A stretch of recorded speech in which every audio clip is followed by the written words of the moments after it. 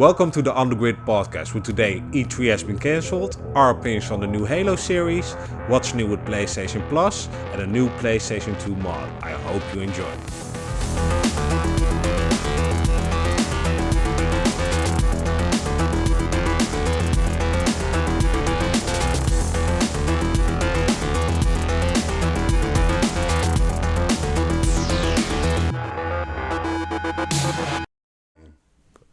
Welcome guys to the On The Grid podcast. I'm George and that's Armando. Hey. And after weeks away from you, we're finally back after surviving the coronavirus. The worst virus ever. Yeah, I suffered immensely this week. Yeah, he almost died. He almost died. I almost died. I literally almost died of boredom. So, how was your week? My week was fantastic. I've played some of the new maps of Mario Kart, but we'll get into this later. The most important thing I was waiting for to record this episode was this freaking Halo series. Yes, because you loved it so much. After I loved years it so of much waiting. That I could shoot myself through my fucking head. No, it started the week before this week, so last week. That was the first episode, and that was already, I wouldn't say a rough start. I mean, to be honest, when it started, I liked the first 10 minutes. I was like, oh my god, action! And I loved the graphics. They did very, very well. That's all the action we got for the 2 episodes. Yeah. But hey. Yeah, so I loved the first 10 minutes. It's a fantastic Mjolnir suit. It looks really good. The elites, they changed them a bit there. For me, they're a little bit too rough because normally they're like stealth sort of warriors. Now they're like almost half brute, gigantic guys, but that's fine. And then after the 10 minutes, they went completely off the rail. So where we never saw his face, we immediately saw his face. Where he of course he takes off his helmet once in a few times, but in this series he takes his helmet off almost every scene. Yeah, I think the big problem is they didn't really build up to it, like him taking his helmet off. So I think they could have taken a little more care with it, because just that little girl from I don't want to kill her, so yeah, it's kind of anticlimactic. So they could have saved that, but I think they were afraid to look too much like the Mandalorian, which doesn't make any freaking sense, because it doesn't really matter, because it's not even the same universe. But next to this, it's like every detail went overboard. So for instance, the first episode, I'm not going to tell all the details, but it's for short, there are some elites that are searching around for Forerunner artifacts. And normally in the series they call those Zenith class, because it's always the Zenith class that are searching for Forerunner artifacts. Nothing mentioned. There are all kinds of elites and they're all over the place, and they're not mentioning anything about that, but that's just like a really small detail. Yeah. If we look into, for instance, the whole storyline, a lot of characters got changed, and not even only changed, but they're not even there. So if we're talking about, for instance, Sergeant Johnson. Yeah. There is no Sergeant Johnson. Nothing. They're saving him for the second season. Yeah, saving him for the second season. If you imagine in which time this takes place, this whole series, then you know that this is ridiculous. It's almost the end of the Covenant War and nothing happened. He doesn't even have Cortana yet. And we have some sort of British Halsey, which is a really strange woman. She's not old and ugly, which she is in the original episode, or it's just a freaking witch in the series. Yeah. And here in the second episode, she's like, "Oh, John," and I was like, "What the fuck?" Yeah, but it's clear that she's manipulating him for goals. Yeah, so. Okay, but then still, she's not manipulating. She's not like that in the series. She's just like, if you don't like what I'm doing, I'll just fucking give you to the authorities, or I'll just fuck you over. She is like that in the series and in the books. So everything, when it comes to details, to make this really short, it's really easy. The guys told that they never played the games and read the books, so then I would say, if you make a series about this thing, then don't expect that fans are going to watch this stuff, because it's a completely different story. Yeah, and I think it really depends how big of a Halo fan you are. Because I think if you just play the base games like all those years ago, you might have some more fun with it because you don't remember a lot of it. Yeah, or if you never heard of Halo and you want to watch a sci-fi series, then I'll probably say like, yeah, it's fine. Just go and watch it and enjoy yourself. And I think if you're really into the details like Armando is, like, that will bog you down a lot. Yeah. A lot. Yeah, I'm for me, the third episode, there's only one way to save this thing. He wakes up from cryo and this whole fucking thing didn't happen. That's the only option to make this thing better at the moment. Yeah, well, for me the most annoying thing was the girl that he took on a trip with her, like his own little baby Yoda. Yeah. So I was kind of... And now he left her behind. As long as she stays behind, I'm still in it to the end. She's coming back. Well, or she dies at the end or something. But she can't have a major part in the story because she's... It kind of annoys me. And hey, stop taking your fucking helmet off all the time. Or your suit. Or yeah, well, if you're at his home, like, and you're able to take off that suit, take that fucking suit off. But when you're in the market, like, and people are pointing guns at you, maybe just keep on the helmet. Yeah, which is logical. Don't trust anybody or somebody except your friend, which you haven't seen since you gave him a 5-minute head start. So he might be bearing a grudge. So which has some kind of strange fucked up arm. Which because every of Spartan, the experiments. Which every Spartan would have their arm replaced by a robotic arm or a robotic hand or whatever. But for some reason, this guy kept this strange little freaked up arm. Yeah, but he's a purist. He doesn't want any more augmentation. Yeah, of course, because Spartans had a choice. Yes, well, he did. And there, for some reason, there's a woman around the Covenant, which is also really freaking strange. Yeah, that's kind of weird and kind of...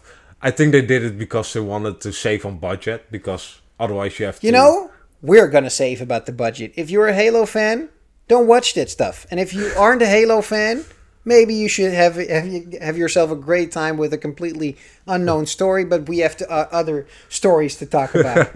But one more thing, you're gonna realize that an entire generation doesn't know about Halo, who's grown up. Like, not the story.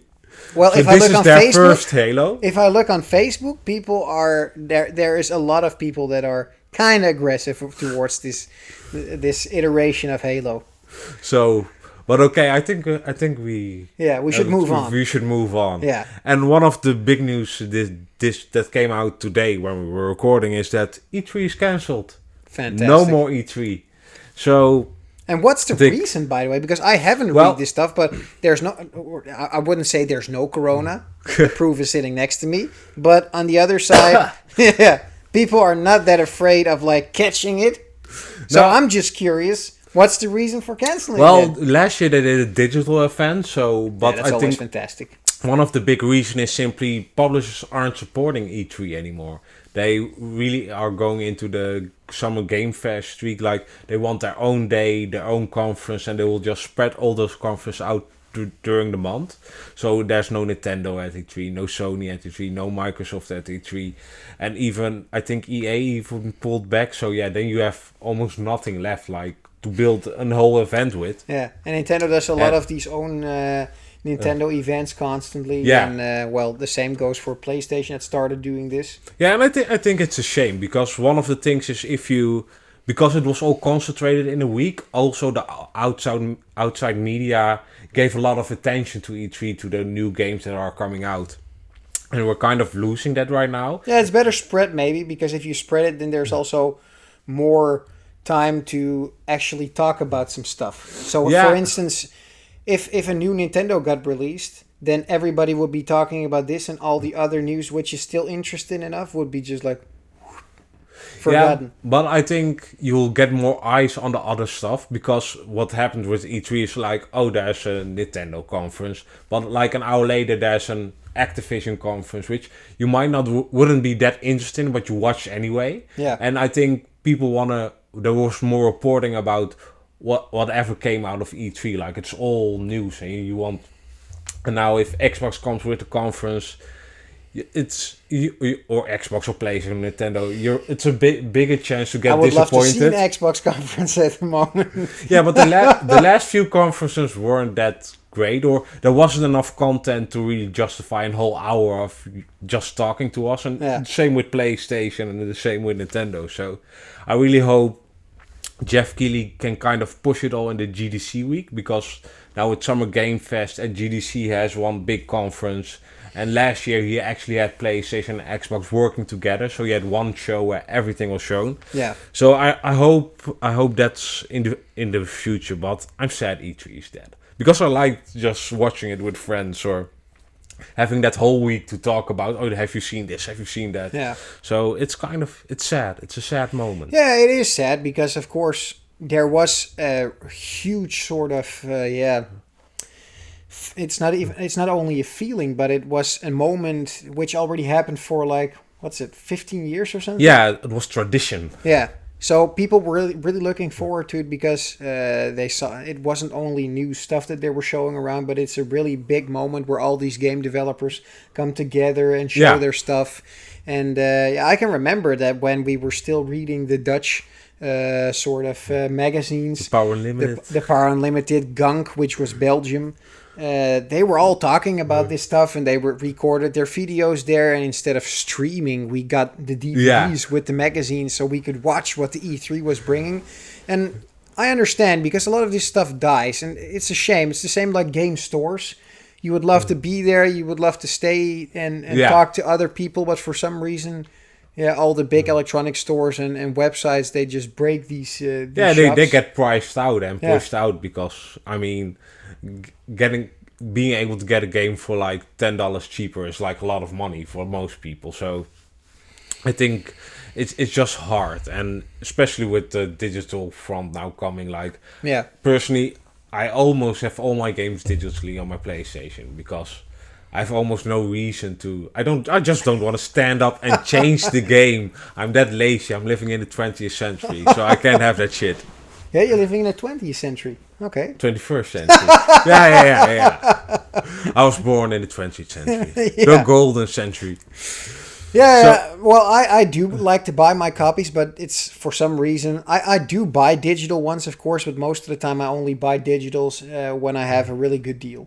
That's for me what I'm looking at. I'm just looking at deals, and if I have a really good deal at for instance, some Nintendo games, and I can buy them from Amazon or Bol.com or anything like that, I will. But if there's a fantastic one which is digital, for instance with Xbox, then I'll just buy them digitally. Yeah, and I think Xbox and PlayStation are doing a great job with the sales. Yeah. Especially with Xbox. Absolutely. Xbox Game Pass, I think it's really... They really got it, because if you have Xbox Game Pass, you almost have no reason to buy any more games. Yeah. So, but speaking of Game Pass... I thought it was logical step. PlayStation Plus is coming with a new subscription model for €17 a month. And me as the complainer of the whole series, because if people watch, they will probably start talking about these guys always complaining around. Yes, I'm going to change this, but first... let him complain some more. I have to complain some more. I was laughing my ass off about this whole PlayStation thing, because I think that Xbox Game Pass is a really good deal, because what he said, you can play games and you don't even have to buy them constantly, because they're adding everything monthly and you can change out some games. So it's really nice to have this thing. And did PlayStation need it? Absolutely. Did they brought it? Absolutely. But it is freaking expensive. And one of the most important things, me as a collector of retro consoles and retro games, the Xbox is like the example in this thing. If you buy an Xbox Series X, you can just drop in games from the OG Xbox, the 360, the One, and you can play everything. And this is something that we were expecting PlayStation to do as well. And what did PlayStation do? They just released a form of a subscription, which is €17 a month. And not only €17 a month, you can buy your games back that you already own. So you don't have to buy them back. You can just download them. Yeah, you can download them. I understand that you can download them, but or stream them. They said you can either stream the games, or you can buy them again, because you can also buy them if you, for instance, if you don't have the subscription. Oh, if you don't have the subscription, and you still want to play, you're able to buy them, but you're able to buy them alone. So it's not like you drop in your game and start playing, which Xbox worked on for years. They literally just were like, okay, people want to play old games. they have the old games. Fuck it. They can buy it all over again if they want to play. But to be fair, Xbox does it too with the most. Well, not but a lot of those games like Star Wars: Knights of the Old Republic or Fable. You have to download it. You don't have. You can't just play it off the disc. You have to download the game. You can. You have to download them again, but that only works when you have the disc inside them. Yeah. So because they changed some things that you can also enjoy the better graphics. So for instance, now with the Series X, they also added some extra features to older games, which is nice. Of course, it takes on hard drive space, but if you own it, you don't have to buy it again. And they literally invested years in this so you could do this because it also had to do with license and stuff. And PlayStation was just like, licenses.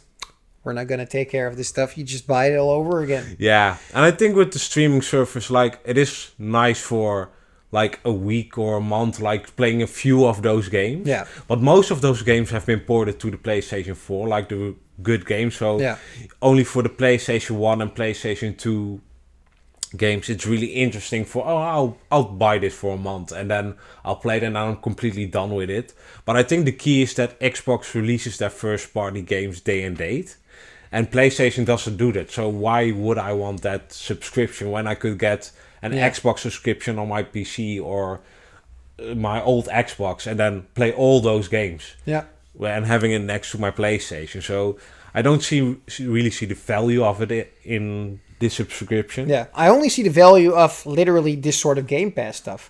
That you are able to play newer games in a subscription form, like a sort of Netflix type. That's something that works for Xbox, so we're for PlayStation as well. And I think what could save it if they really lean into the third party and make them release their games day and date, because Xbox Game Pass have a few contracts, I think, with EA, so that some of those games are getting released included at the same day. Yeah. So if they could do something like that, it would become more interesting. But you want to play the God of Wars, the Horizons. That's where you buy a PlayStation. That's why you buy a PlayStation, new Last of Us or whatever is coming. So it's kind of a sad state. But this is what PlayStation always does with their service. It's a little too late, and it's the same with PlayStation Network, right? I mean, Xbox came with this thing first, and for years Xbox owned with it as well. I mean, to be honest, I think it takes quite a while before they start inventing new things for online. Yeah, and it's kind of both of them, PlayStation and Xbox, by the way. And PlayStation kind of is still fucking them because, for example, they just released an update for the PlayStation. Yeah. In which you're allowed now to create open parties once again, so everybody could join. So first you had to invite somebody, and if you want to, you have to click on it, invite again, and now they just can come into the PlayStation. So there's a lot of extra work for nothing. Yeah. So I think it's time to move on to some modding news. Well, I actually have one more point which I really enjoyed, because we're also talking about what we played. And I know I sometimes I just jump over from game to game. And now I read about these new maps of Mario Kart. So I just started playing the new maps. And I honestly have to say, I really liked it. Yeah, you played the first releases. Yeah, the first release. So they launched now the first two championship races you can do. And they have a lot of maps. And of course, we understand that a lot of these maps were already released on other games, which is Mario Kart is famous for. I think one or two maps are actually new maps. And maybe people are complaining a little bit about graphics. But to be honest, that's not where I play Mario Kart for. No. I really enjoyed it. It's there are funny maps. There are also a couple of maps that are changing by the lap, which is also funny. Yeah. And for me, it was actually really fun. And at first, I thought that the whole deal was that you had to buy for every pack that came. Yeah. So then I thought it was freaking expensive, because if that was the truth, then we would have paid like 20 euros for, what is it, like 2 championships. Yeah. So they added, so like they're 4 going maps or 8 maps. That's 8 maps then. Okay, yeah. So I think another 8 or something have to come then. So then it would be freaking expensive because then you're over $100 further before you have all the maps. But from what I understand right now, it's just you pay this 20 or 25 euros and then you have to wait until everything is being released. But for this 20 euros, you'll get all these maps. The only thing you have to do is wait. Oh, and you'll get it free if you have the online subscription of them, right? That I'm not really sure about, but that you can check out and always add here or something. I'll leave it up somewhere. Yeah. And then there was one more thing. It's finally happened. The announcement I've been waiting for. Yeah? They're coming with the new Witcher saga. This time. So CG Projekt announced they're going to create a new Witcher saga. So multiple games. And one of the biggest news in this is actually they're going to build it on the Unreal 5 engine and stop using their own engine. That's what I read as well, yeah. And I'm really happy about it because... There were people literally asking, is this a plus or a minus? Well, I think it's actually plus, especially when you see in their own games, they've really been struggling with their own engine because everybody knows the news about Cyberpunk 2077 and... Flying horses in The Witcher. Yeah, flying horses, and those are the funny glitches you had. But I think it will take give them a lot more time to actually work on the game and not having to work on the engine. So... And this is a good sign for CD Projekt overall. I think, and it is a good engine. I mean, it's a beautiful engine. Unreal is being used for a lot of games, and it's never like a bad thing or something. No, and especially when this is the Unreal 5 engine they're going to use. It's a fantastic engine, and it literally is next gen. So what more could you ask for? Yeah, and I think especially for CD Projekt with the complaints about the employees had about the work pressure, I think it will really relieve some of that. So hopefully they are listening and learning from their mistakes. So I can't wait. And the rumors were that you might be playing as Ciri, and that's kind of the Geralt's daughter. Yeah. And please, that's the one thing I really, really don't want. Give me my own Witcher character. They already announced they're gonna go with the new Witcher school, so. That means I want to see create your own Witcher. Create your own Witcher and seeing the Trial of Grasses of the Witcher. And the Trial of Grasses is the way Witchers were made. And it's really horrific. Awful. How that happened. If you watch the Netflix cartoon film they had, of the anime film. They're already explaining a lot about They showed a lot of it. So letting me experience that and making the choices, I can't wait. So... Yeah, let's hope at least we won't be seeing it at E3. That's one thing, that's for sure. Absolutely. But just let them make that time. I hope they shut up about the game for now and just wait until it's almost ready and then show it us again. I don't need nothing else. I mean, this is your redemption phone. So, Now we are going to the modding news. Yeah. So, Armando, tell us about it. Well, I have been... That's what I've been doing mostly lately. I've been just learning and Googling and learning a lot about sort of arcade consoles. So I was already talking about a couple of episodes ago about MVS, which is a system, which is an actual arcade board, which you can mod and then use it as a sort of replacement for an AES because the AESs are really expensive. And I finally bought myself my own MVS motherboard, so it's coming in a couple of probably days. And then I can start tinkle around with this whole thing. Tinkering. Yeah, tinkering around. Tinkling, he was tinkling somewhere. Tinkering around with the motherboard. And I wanted to do this whole open MVS project. So I read a lot about this project. And I start collecting the different components that I need to build this thing. And then the chip shortage. It's again fucking up my fantastic project. There's literally one chip, and this chip will be back on stock in July. Oh, man. That's a long time. So I thought I just built 10 or 15 of these boards. Because when I'm just building one of these boards, I can just as well create 15 at the same time. And then maybe sell it or give one away on the channel. But not enough chips to actually build this open MVS. So that was a shame. So maybe this is going to be in the freezer for a while until I'm able to build this thing. Other things that were being released, and this is already released for a while now, but it's nice to mention because I'm not really sure if everybody read it, but If you like the Xbox 360, then you know that there's an option to modify the Xbox 360, and this is the Rgh mod. Yeah. And Rgh uses a glitch chip, and this glitch chip has to be soldered into the console. Then you have to do something about the NAND memory, dump it, bring it back again, modify it, and then you can move on. This is a lot of work, of course. And in Rgh 3.0, which they released right now, they have an option where you just have to solder in 2 wires, and then you take off the memory of the NAND and bring it back again, and then you're done. Yeah. So you don't need any more actual chips. So it makes it quicker and easier, and it's more reliable, which is really nice. And that's one I'm looking forward to, because I have a lot of Xbox 360s over here, and I wanted to mod one on the channel as well. I also bought a lot of these glitch chips already. And now I don't have to use them anymore. So that's nice to look forward to. And in another Xbox 360 news, a French modder, he started literally, what do you call this? Completely pulled this Xbox 360 until the last layer of the motherboard. He first took off all the components of the Xbox 360. Then he literally stripped the first sort of part of the motherboard, and then the second part, and then the third part, and then he documented everything, because he's going to look into how the Xbox 360 works, and if he's able to make this into these portable consoles.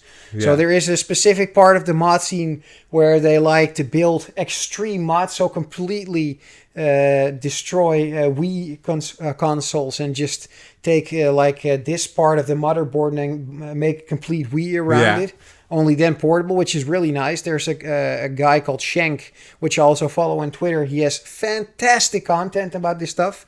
And now they're going into this Xbox 360. So that's nice. I really want to see what they're going to bring to the table with these consoles, because Xbox 360 has a lot of games. Yeah, a lot of good games. Yeah. I mean, that's one of the great consoles. So yeah, I think so as well. So it would be nice to see it. There are also a lot of consoles. So if they break a couple, who cares? Hey, shit happens. Yeah, they already broke so many Wii's for this, so why not? You can also do it with the Xbox 360. Yeah. Other mod which I really liked and I was really looking forward to is a PlayStation mod. And this is about the PlayStation 2.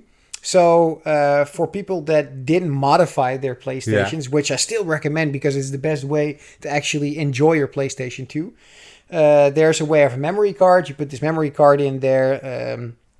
It's a modified memory card, of course, and then your PlayStation can load into a specific sort of program, and then you can play games from a hard drive if you have the fat model, or you can add a USB hard drive. PlayStation 3? No, PlayStation 2. Oh, okay. And then you can play games, for instance, off a USB drive if you have the slimmer model. And now they found out, this is what I was already following for a while, is they launched this memory card. It's hard to see because it's still in packing as well, because I wanted to show it on the channel as well. It says on the memory card, it's an MX4 SEO. And what it does, it looks actually like a standard memory card. They also have these memory cards 3D printed, but I'm not always digging that whole sort of self-made 3D printed stuff. And on AliExpress, they already start selling these ones with normal plastic. And it actually looks like a legit PlayStation 2 memory card. And the only difference is that you can put SD cards in it. Yeah. And then you can play the games right off the memory card. So the memory card has a faster bus speed than the USB port it does on the PlayStation 2. And, this works on every PlayStation. So you can use the slim model, the thick model, every model that they've ever released for the PlayStation 2. You can just stick those two memory cards in. One for booting in the software, and the second one for actually reading the games off the SD card. And then you don't need anything else. So instead of getting a PS Plus subscription of €17 a month, you can buy yourself a PlayStation 2 and actually play the games. That's nice for the OGs. Yeah, because you can dump your own games and then put them on these things, because PlayStation 2s are famous for breaking CD lasers. Yeah. So if you don't want to do that, you just need 2 working memory slots and you're done. Oh, that's something every PlayStation has. So yeah, that's something that every PlayStation has. So that's really nice addition to modding your PlayStation. And these are the most simplest mods around. I mean, yeah, it's nice for everybody. How much did they cost? €17. Oh, well, that's a month subscription, so... Bam! 1 month, and you're done.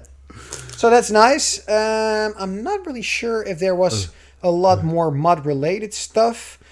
We had... Yeah, all the mod-related stuff is done. I think that is. And I think with that, the podcast is done. The podcast is even done. Wow. Yeah. It was quicker than expected. Yeah, we almost made it within time. So I'm going to say... So we almost made it $1 short. Literally the last few seconds left of the camera. So, but you still got an outro of us. So that's Armando. I'm George. Thanks for watching. Thanks and we'll see you next week again. Peace. This week for real. Bye bye.